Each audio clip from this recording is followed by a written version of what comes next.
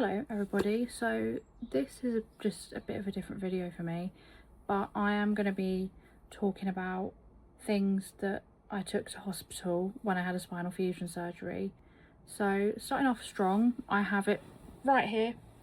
My mum got me I think it was a pregnancy pillow, but I'm not too sure. My mum got me that because she's seen online that was kind of a good way to support yourself. So I used this in hospital. I didn't use it until I was kind of more mobile and moving around, but I had this when I would sit upright in a chair, because obviously you're still getting used to your new spine, and where you like physically can't like slouch or lean back, this just kind of gave that extra support. And I also did use it to sleep with as well. So I basically had it like kind of in a V-ish, and I used that as my pillow because the hospital pillows were shit, pardon my French. So the next thing, I don't know if I've got it to hand, I don't think I do annoyingly, because I have like a whole box up there of like easy to access skincare and hair stuff. So I got given a hamper from the girls at work before I went into hospital, and in it they got me a Superdrug castor shea butter like leave-in conditioner spray, and honestly that saved my hair. So my best friend Abby came over and she braided my hair before I had the surgery, before I went into hospital, and we literally drowned my hair in that leave-in conditioner, and that really helped. Another one which is slightly more expensive, I have a list on my computer by the way, in case you're wondering why I'm looking there. One that's quite a bit more expensive is the Redken extreme anti-snap leave-in treatment. So my mum brought that into hospital, and I also had it when I first came home out of hospital, and yeah, that really helped. And I basically got my mum to just spray it into my hair basically while I was recovering. So the other one is, I literally have it right here, is this. So this is the Cherry Blossom Nivea Oil to Lotion, and again, brought this into hospital with me. I had quite bad eczema when I was in hospital, just because of the compression socks and just how dry the air was. So this was honestly game changing. And again, like when I first came home, my skin was not in a great state, so I just basically got my mum to slather me in that. So another thing that I annoyingly don't have to hand because they're in the wash, because I still wear them, is I got these off of Amazon. They're like it's like a big nightie basically, but it's a button front one, and it's very long, it's got pockets in, and honestly they are so soft and so comfortable that even now, like, I still use them because of how great they are. And I would definitely recommend getting, like, if you don't have them, get anything that's like button down, because you are not going to be able to lift your hands over your head for quite a while.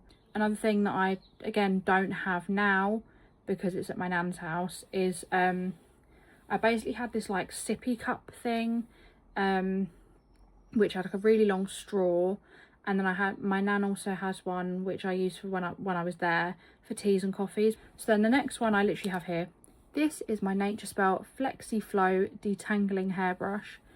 This was a godsend for me, an absolute godsend. The other hairbrush I have, which my nan introduced me to, the Denman like boar bristle brush.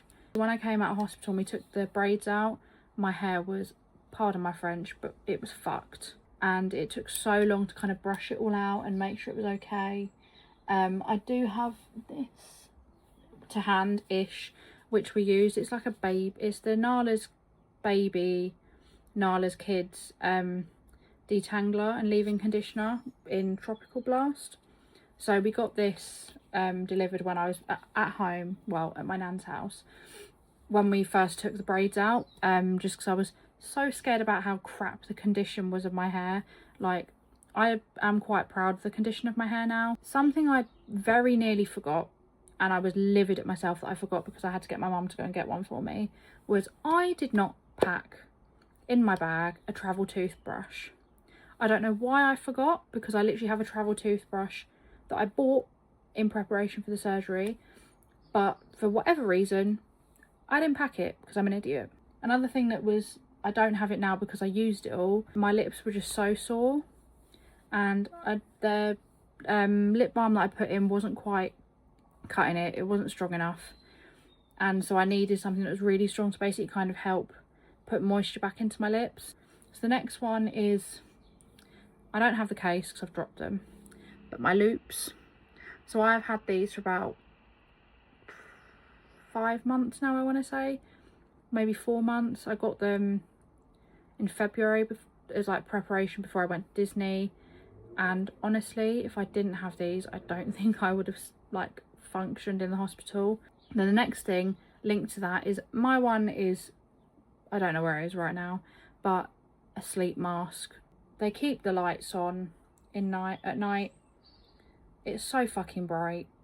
Like, they dim them, but it's still so fucking bright. So just put it on, and it'll block it out. Next thing is Crocs. My Crocs were the best thing I could have taken to hospital, because I wore them when I was doing walks around with physio. I put them on when I stood up, and it kind of gave me that little bit of extra support. So the next one is, I took a book with me. I'm not gonna lie, I didn't quite have the mental capacity to actually read, which was kind of sad, because I am an avid reader. I have so many books, but I mean, I read like probably about 3 or 4 chapters when I was in hospital, which for me isn't a lot. But yeah, like, if you're an avid reader, pack a book just to have it as an option, but nah, I didn't read it. What I did do was, I did a lot of word searches.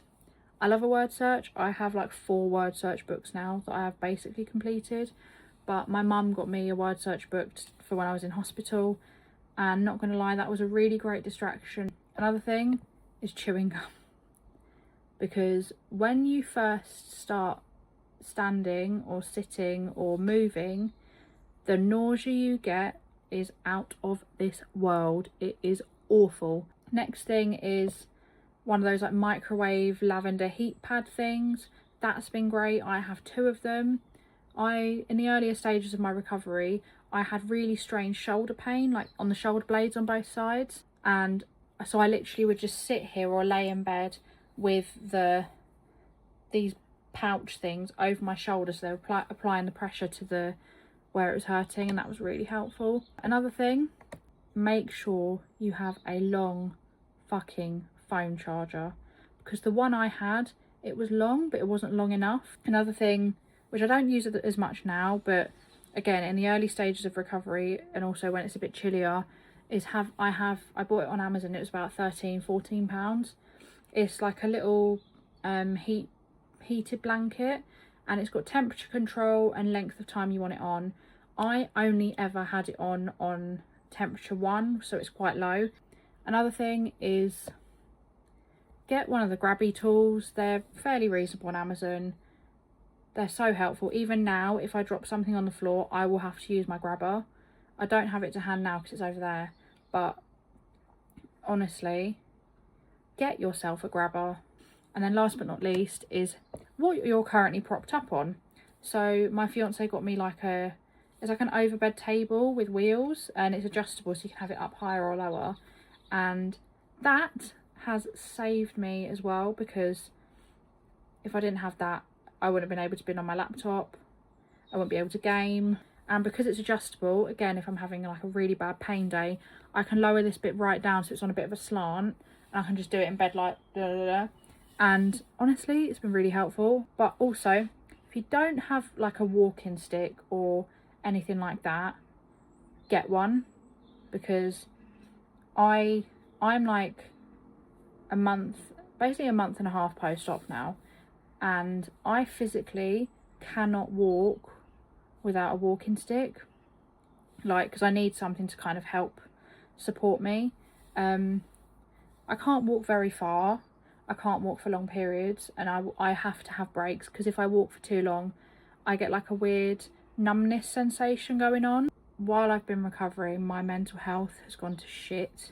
I am now on, it's mainly for my nerve pain, but I am on an antidepressant now, and I'm also having CBT soon. So like, if you're going through recovery, and you feel really low and feel like crap, like, my username is the same on TikTok as it is on here. My name on Instagram is the same as my name on here. So if you are feeling crap in your recovery and you want someone to talk to who's going through it or knows how you're feeling, please reach out to me, because I know how it feels. I know how shit it feels. I know how isolating it feels. I know how horrible it feels because you don't have that independence anymore.